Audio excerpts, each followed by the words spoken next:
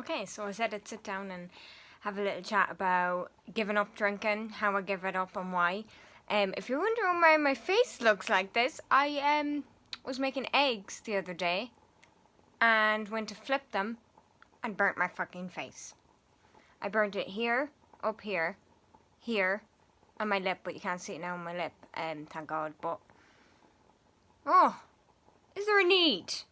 Anyway, so giving up drinking, right? So I started drinking when I was 16 with my friend in Lanesborough, where I'm from, and we had, I think, 2 cans each of Bulmers and a sip of a can.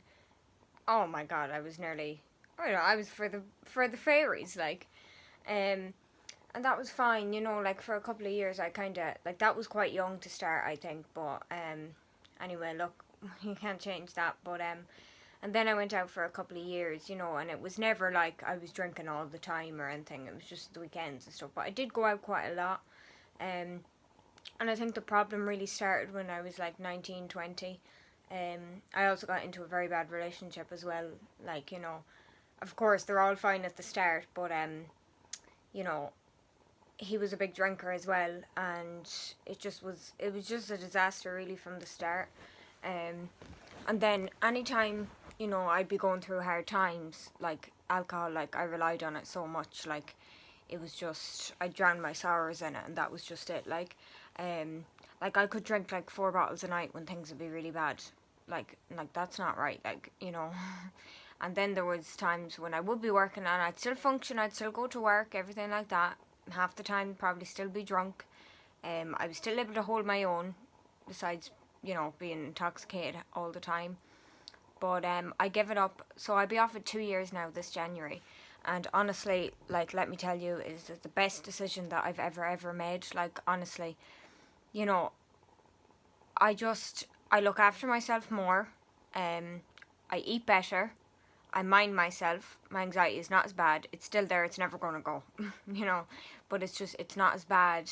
My mental state is a lot better, even though it can be terrible at times. I think, I'm always going to deal with that. But since giving up drinking, like, my life has changed, like, massively. Like, I started learning how to drive. I started exercising. I was eating well. I was sleeping better. No more hangovers. Like, life just changes, and, like, your surroundings and everything, and the friendships and the relationships that I made were so much better after I gave up drinking. And I lost a lot of people along the way when I gave it up. But you see who your real friends are, who's actually there for you and not just there for the going out part. So it's better in the long run. Like, it may be hard at the time or upsetting at the time. And I do sometimes feel like, oh, I'm so different from everybody else, and I just, like, everyone's always going out and this, that, and the other, and I'm like, I am not going out, like, I do feel very isolated at times, because drinking is such a big part of society, like, it really is, especially here in Ireland, like, and since I give it up, I do sometimes really feel, like, very alone, because I haven't found many people that don't drink. I really haven't. And there is some people who can drink, and they have their few, at the weekend, and that's grand. They don't drink during the week, but I was drinking 5 nights a week, 4 bottles every night, more maybe, even if I was, like, really bad.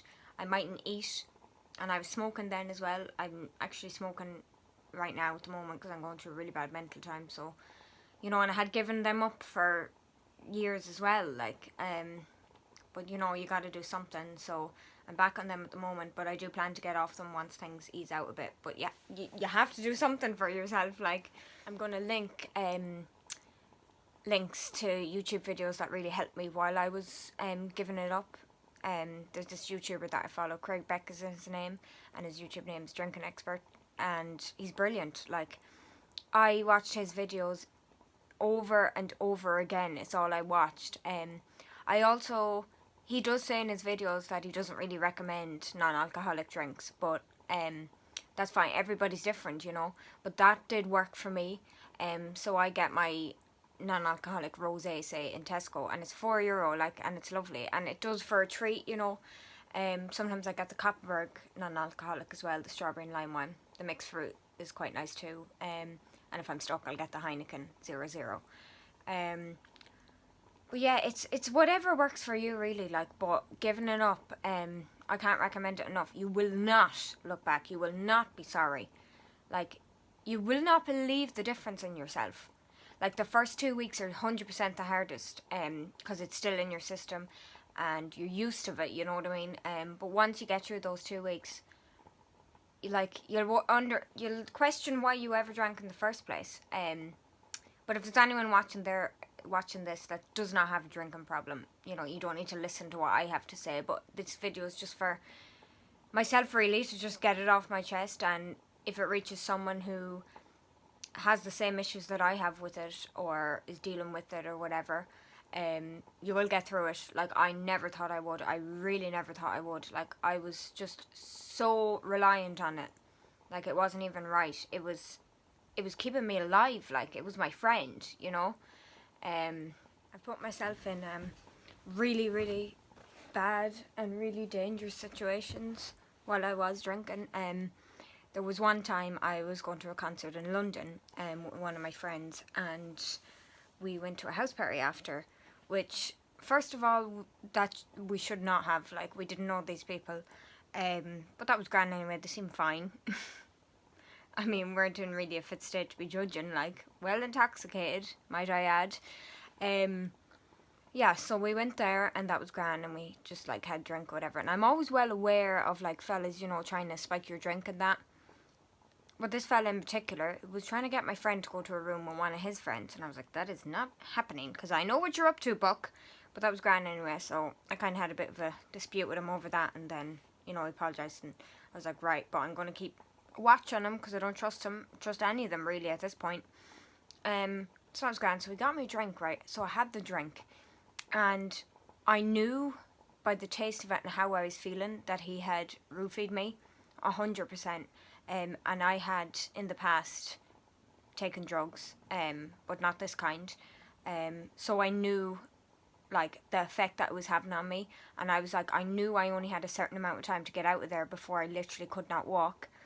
So I grabbed my friend. She was, like, having a great time. She didn't want to go, but I was like, we need to get the fuck out of here, because I'm after being, like, roofied. Like, I need to get going, because in a few minutes I'm not going to be able to walk. So we left. He wasn't, like, letting us leave. Like, he was stood in front of the door, and we were like, no, we're ringing a taxi now, we're going. And he was like, oh, sure, I'll ring you one. And we're like, right, okay. But I didn't really believe that he was going to, but I gave him the benefit of the doubt, which, trust your gut, never do. He didn't ring one. So we're like, where is it? Like, we're waiting, like. And he was like, oh, I rang it, it's on its way, blah, blah. So, like, 5 minutes passed, and I was getting way too anxious at this point, and I just knew he was up to something. So, like, with the grace of God, like, we managed to get out, like. But it was the most frightening thing ever, because I thought we wouldn't get out. I really thought that was the end for us, like, you know, and nobody even knew we were there, so it's not like anyone was going to be looking for us, and I'm sure they knew that too. But we got out, thank God, and it all worked out well. You know, I'm still here, but, you know, situations like that just made me really rethink my drinking things, because sober me would have never taken that risk, taken that chance, you know. So it just goes to show the danger that drink can have on some people, or for some people. I mean, there's so many different incidents that happened like that. You know, things that I don't even remember that happened. And I'll probably never heal from them, but I'll deal with them, you know. But yeah, I'm definitely going to have more to say on this topic, because I really do have a lot to say. I've experienced so much. So yeah, so I'll leave it there for now, and I do hope that somebody sees this and it somewhat helps them, or comforts them, or makes them feel way less alone, and know that, you know, there is people that we just can't drink, and that's it.